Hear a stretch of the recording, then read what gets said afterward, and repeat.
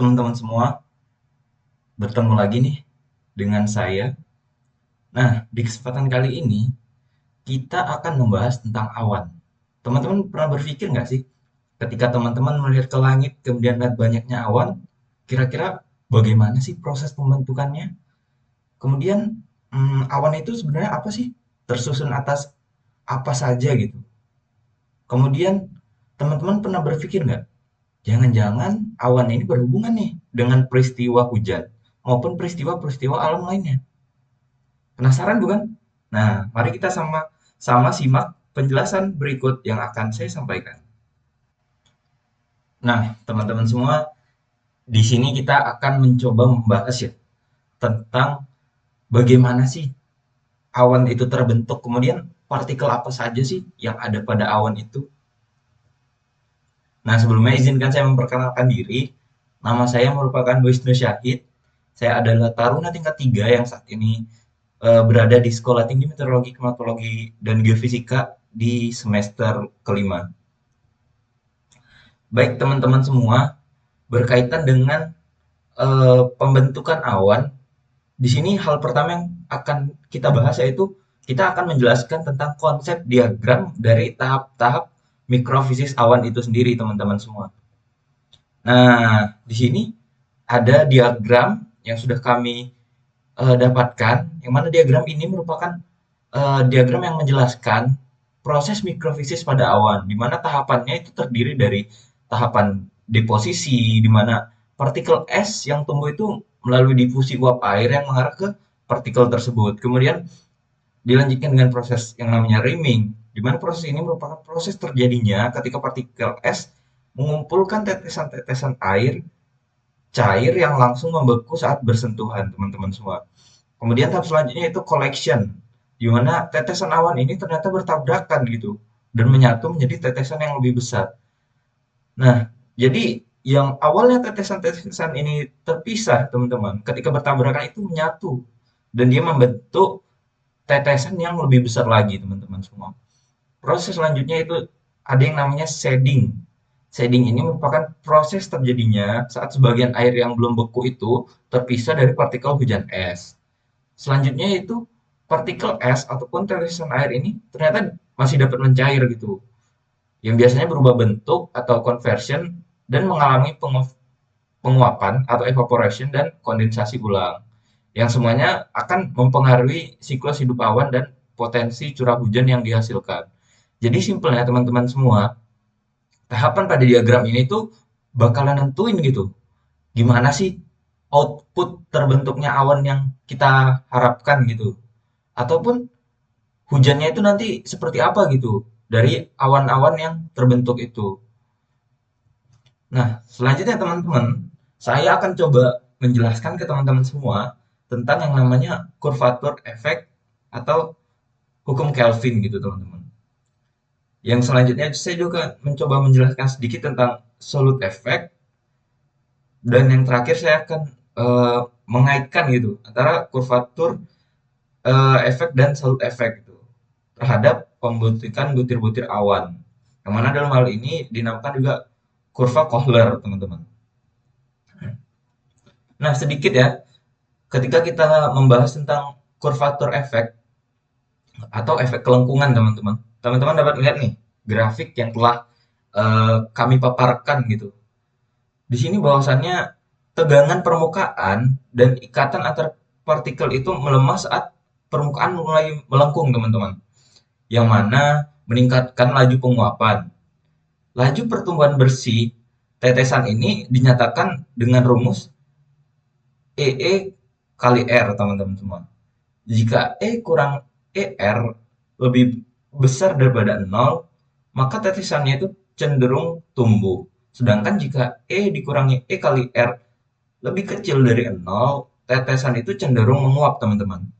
Pada kondisi sama dengan 0, tercapailah titik kritis, teman-teman, di mana tetesan awan yang lebih kecil ini akan mengalami efek kelengkungan yang lebih besar nantinya. Sehingga hal ini menyebabkan percepatan pertumbuhannya dibandingkan dengan tetesan yang lebih besar, teman-teman semua. Selanjutnya saya akan mencoba membahas nih singkat tentang absolute effect gitu. Ternyata hasil penelitian itu menunjukkan bahwa ketika suatu zat ditambahkan ke dalam larutan, tekanan uap larutan itu biasanya mengalami penurunan loh teman-teman.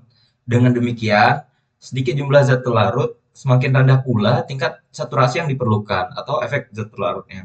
Akibatnya, tekanan uap larutan ini dapat mencapai kesetimbangan lingkungan pada eh, lingkungan dengan saturasi yang jauh lebih rendah gitu dibandingkan dengan tetesan air murni. Nah, berikut rumusnya teman-teman bisa baca gitu.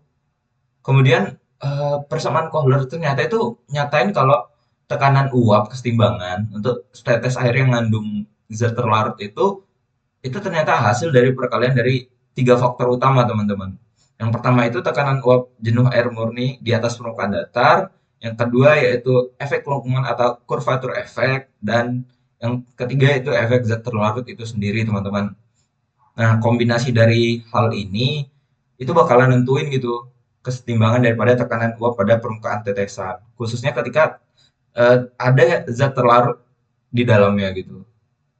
Nah, ternyata ada hubungan antara kurvatur efek dengan salut efek itu sendiri, teman-teman.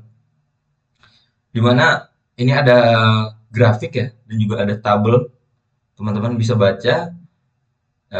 Di sini S itu merupakan kejenuhan partikel, kemudian pada yang terkecil itu nilainya minus 10 nanometer. Kemudian efek zat terlarut atau Raoult itu minus setengah lebih kuat daripada efek Kelvin gitu.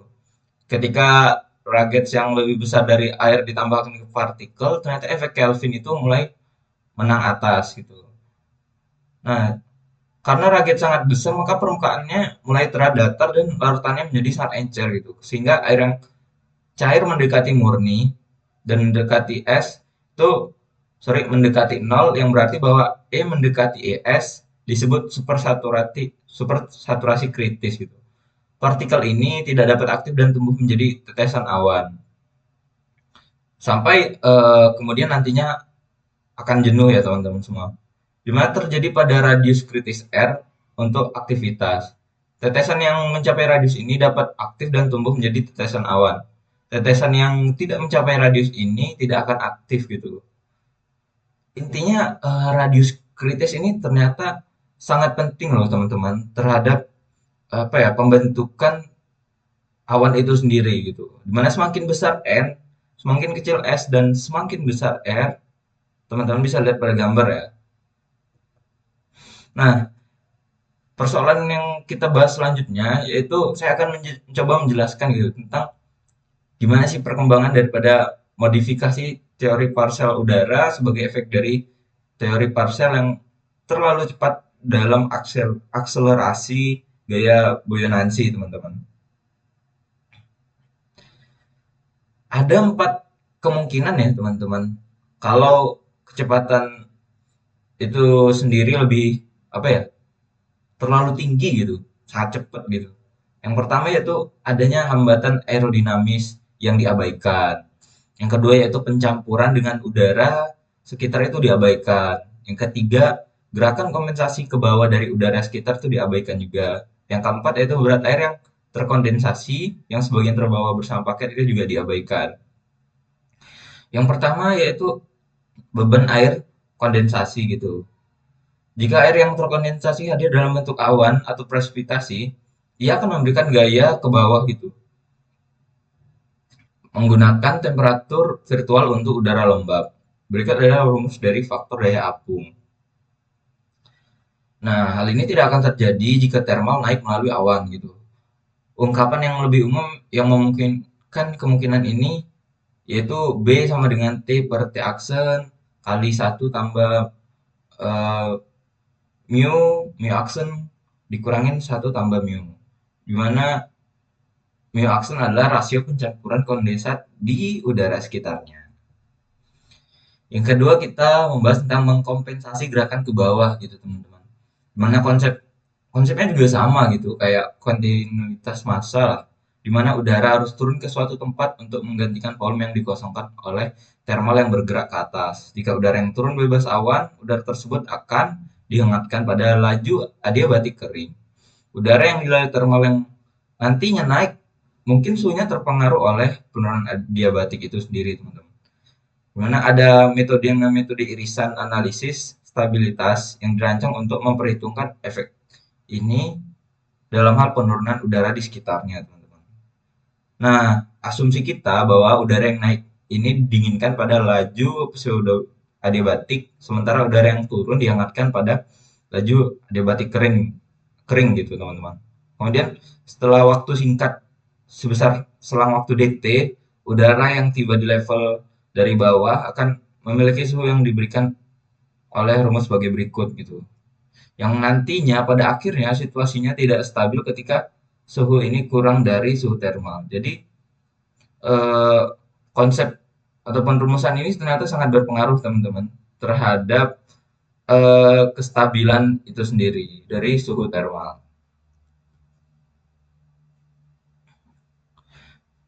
Selanjutnya, saya akan mencoba membahas tentang pengenceran dengan cara pencampuran, teman-teman. Karena ternyata udara di sekitar umumnya lebih dingin dan lebih kering daripada elemen apung, beberapa pencampuran itu ternyata terjadi dan cenderung mengurangi daya apung termal dan menurunkan rasio pencampurannya, teman-teman. Hal ini disebut juga entertainment gitu. Secara umum nih, efek pencampuran dapat dianalisis dengan mempertimbangkan pertukaran panas antara udara berawan dan udara yang terbawa. Kita juga perlu mempertimbangkan nih massa M udara berawan yang terdiri dari udara kering, uap air, dan air yang terkondensasi gitu. Jika pencampuran terjadi dengan udara luar yang terbawa melalui sisi awan, kita juga bisa nih mengasumsikan kalau massa dan udara luar terbawa saat awan naik melalui ketinggian DZ gitu.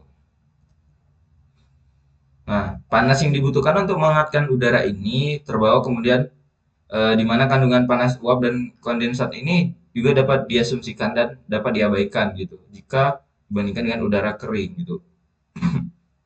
Di mana rumus dari panas yang dibutuhkan adalah sebagai berikut. W1 adalah rasio pencemaran udara yang masuk. Nah, selanjutnya teman-teman, selama proses berlangsung, paket yang berawan akan kehilangan panas gitu dalam jumlah dq dan memperoleh panas dalam jumlah dq3 gitu. Berdasarkan hukum termodinamika yang tertulis sebagai berikut gitu. Teman-teman, dengan membagi kedua sisi dengan MC dan juga T dan menggunakan rumus sebelumnya, maka disimpulkan bahwa dalam proses entertainment atau yang tadi sudah kita bahas ya.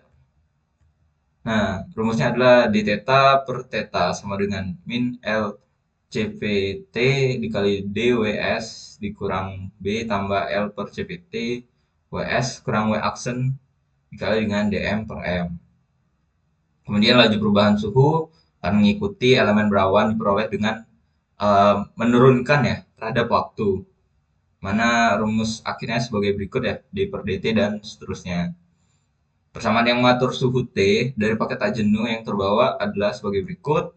Lintasan aliran udara serta tingkat vertikal dan skala waktu aliran udara tembus ke bawah dan dapat dihitung gitu dengan memasukkan persamaan kecepatan dan rasio pencampuran uapnya. Nah, dalam persamaan eh, akhir U sama dengan dz per dt adalah kecepatan partikel pada parsel gitu, teman-teman. Jadi intinya banyak nih rumus yang bakal kita elaborasi gitu, kita gabungkan, kita turunkan, kita substitusi dan sebagainya untuk mendapatkan rumus daripada kecepatan vertikal parsel itu sendiri, teman-teman. Nah, pembahasan selanjutnya itu tentang hambatan aerodinamis ya, teman-teman.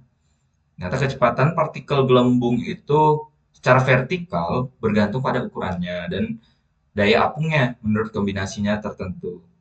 Dinyatakan bahwa kecepatan partikel gelembung bergantung pada ukuran dan daya apungnya. Nah, teman-teman dapat melihat ilustrasi sebagai berikut. Daya apung itu digambarkan oleh rumusan sebagai berikut. Oleh karena itu, pada setiap saat VB sama dengan V0 B0, V0 dan B0 ini ternyata menunjukkan volume dan daya apung dengan asumsi bahwa U sama dengan CN kali GR pangkat 3 dikali dengan B0 dipangkatkan dengan setengah per Z. Akhirnya nanti kalau udah kita integrasikan, dapatlah rumus Z kuadrat, Z kuadrat kemudian 2 si NT akar beta per M gitu. Dari percobaan yang pernah dilakukan gitu ya di lab yang dilakukan oleh para ilmuwan ataupun meteorologis dahulu itu didapatkan nilai M mendekati 3, N mendekati 4, dan C mendekati 1,2. Nah, teori awal itu berfokus pada gumpalan keringnya tanpa mempertimbangkan adanya kondensasi. Untuk memodelkan konveksi alami dengan lebih baik, peneliti ini menyempurnakan ya teori ini dengan memasukkan efek kondensasi. Tapi masih perlu parameter variabel tanpa dimensi gitu. Studi yang terbaru yang kami ketahui bahwasanya konveksi awan itu mengintegrasikan persamaan gerakan udara dengan termodinamika kondensasi dan presipitasi gitu, yang sangat mirip dengan perkembangan alami dan awan pada awan dan hujan gitu. Kecepatan dan daya apungnya juga di apa ya dipertimbangkan gitu teman-teman. Gaya apung dan momentum ini ternyata saling terkait gitu. Dalam interval ketinggian satuan, daya apung bersih adalah sebagai rumus berikut di 4,27, dan momentum adalah eh, A dikalikan U dikalikan dengan R dan G. Daya apung di irisan udara ini sama dengan laju perubahan momentum terhadap waktu itu sendiri. Nah, dari tadi kan kita udah membahas ya tentang eh, teoritis gitu, teoritis tentang proses pembentukan awan itu sendiri, mulai dari eh, kurvatur efek, salut efek, kemudian eh, kurva Kohler dan sebagainya gitu. Nah, di sini kita coba nih langsung bahas nih studi kasusnya gitu, berupa soal gitu teman-teman. Di nomor 4 gitu. Misal nih sebuah droplet dari ukuran 2,xx. Nah, sebelumnya saya infoin dulu disclaimer nih teman-teman. Di sini NPT saya ujungnya itu adalah 82 gitu. Jadi ukuran droplet sini 2,82 mikrometer, kemudian berubah ukurannya jadi 3,82 mikrometer dalam selang waktu 18,2 menit di suhu minus 10 derajat Celcius pada tekanan 68,2 kPa. Kemudian nanti kita akan coba hitung nih super saturation lingkungannya itu seberapa gitu. Nah, teman-teman semua, sebelum saya eh, menjelaskan gitu cara kita mendapatkan nilai daripada super saturation, teman-teman harus tahu ya bahwasannya super saturation itu dinilai relatif berdasarkan saturasi di lingkungan itu gitu. Jadi super saturation itu merupakan kondisi di mana saturasi itu udah berada nih di atas nilai dari 100% gitu. Mungkin nggak sih itu terjadi? Sangat mungkin ya teman-teman ya. Karena namanya juga ini juga hasil percobaan gitu sebelum-sebelumnya. Jadi tentu saja di mana apa ya alam kita, atmosfer kita itu kan tidak semudah itu untuk memprediksinya gitu. Jadi ada tentunya kondisi-kondisi khusus yang menyebabkan nilainya overvalue or undervalue gitu. It's defined by the situation dari atmosfer itu sendiri. Oke, langsung aja nih kita bahas nih ya.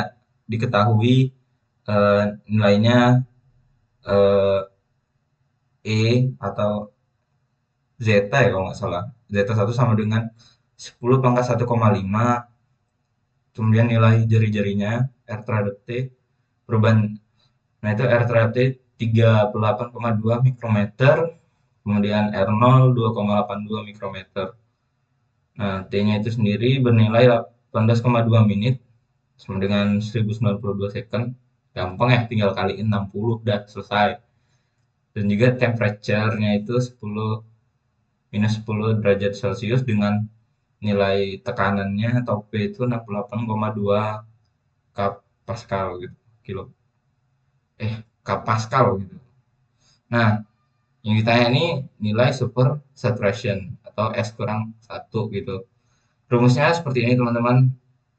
E sama dengan S dikurang 1 per FK kurangi FD sama dengan R dr per dt itu. Di mana S-nya itu adalah rasio dari E per ES gitu, atau rasio rasio saturasi lingkungan gitu. FK itu apa? FK itu adalah head conduction effect gitu, atau efek konduksi kalor gitu, dan FD adalah diffusion effect atau efek difusi gitu.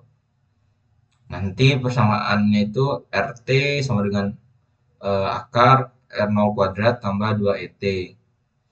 Eh, tentu saja kalau kita mau nyari ET-nya, kita modifikasi sedikit, kita pangkatin biar akarnya keluar gitu.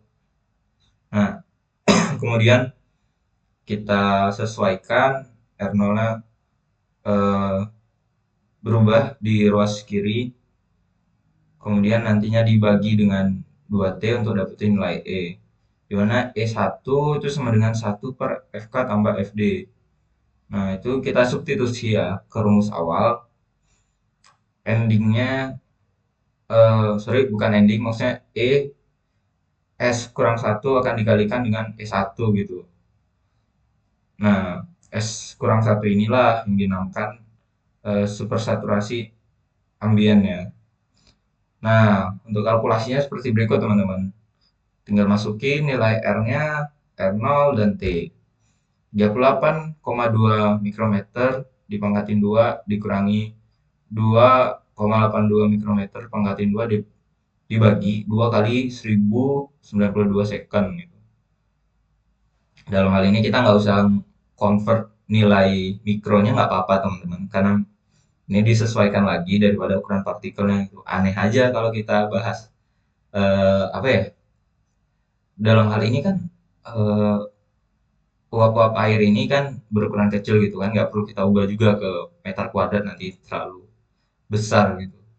Kemudian nanti kita dapet ini nilai akhirnya daripada supersaturasi ambien itu bernilai 9,48 kali 10 pangkat minus 3 atau 0,94%.